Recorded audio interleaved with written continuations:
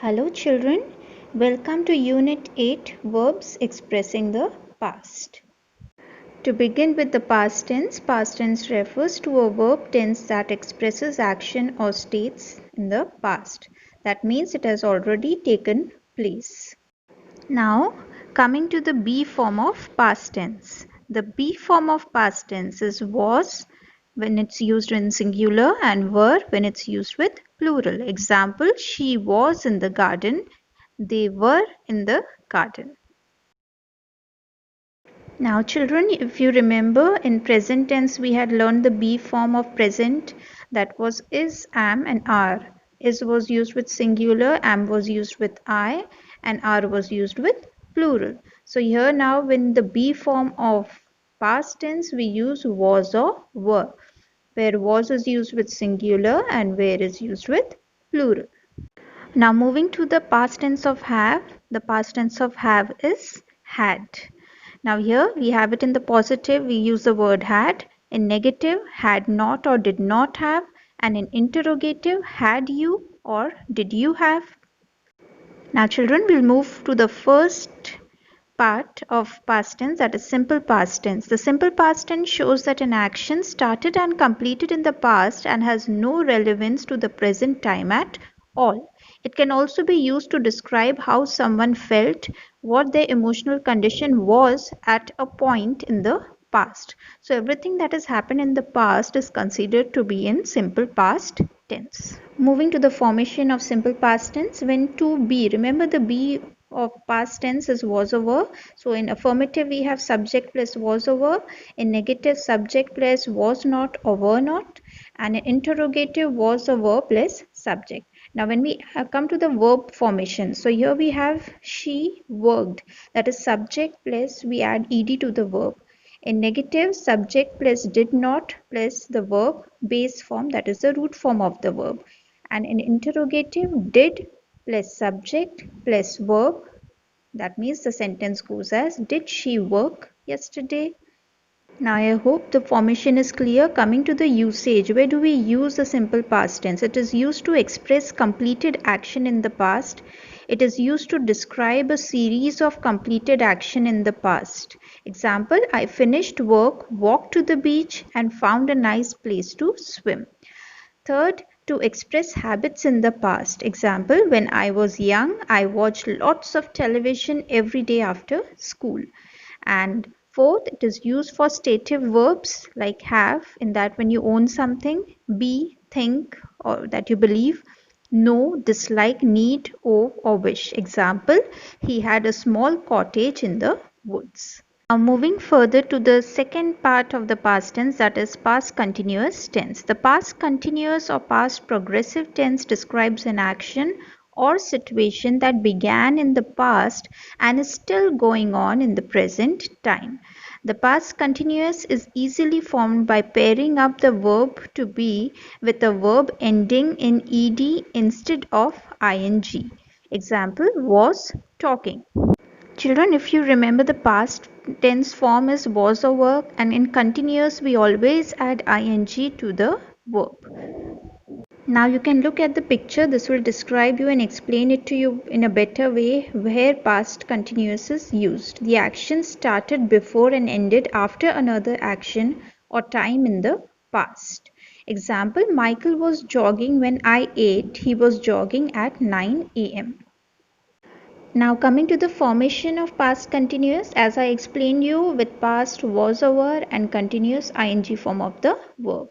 So in affirmative we have subject plus was over plus verb ing form. She was cooking all the morning. In negative, subject plus was over plus not plus ing form of the verb. She was not sleeping when he came home. And in interrogative, was over plus subject plus ing form of the verb. Was she sleeping when he came home? Now moving to the past continuous tense, the uses to describe parallel actions. That is, while I was washing the dishes, I heard a loud noise.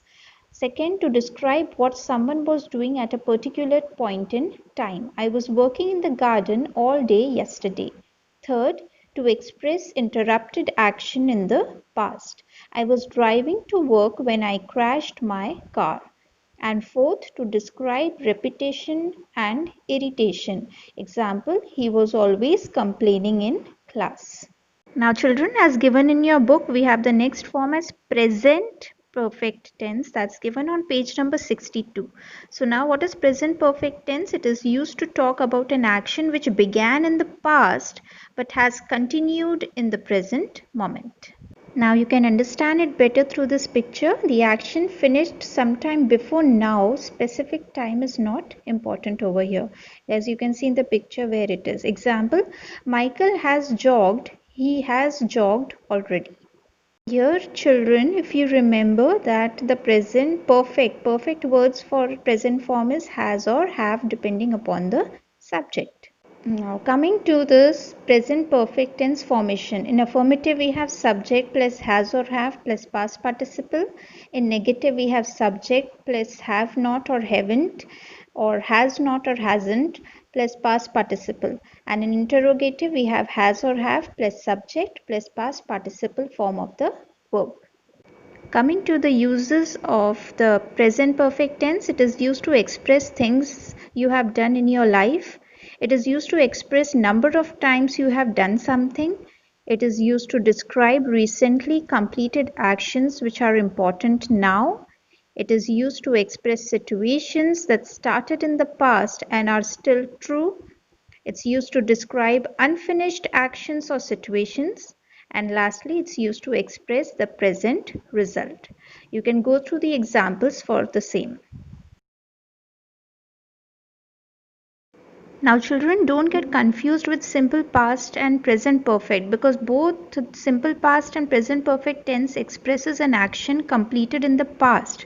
But there is one basic difference, that is the simple past tense expresses a completed action not connected with the present, and the present perfect tense expresses a completed action connected with the present. Let's read here.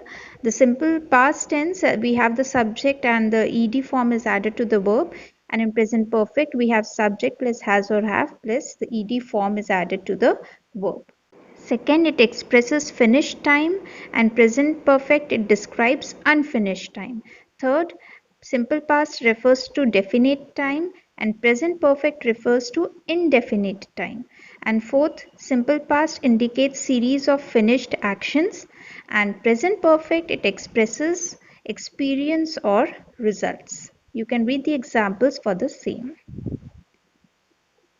Now we'll move back to the past formation. Now coming to the next form, that is past perfect tense. So past perfect tense is the action finished before another action or time in the past. Example, Michael had already jogged by the time we ate. Now if you remember the present perfect, the word was has or have, but in past perfect we use the word had.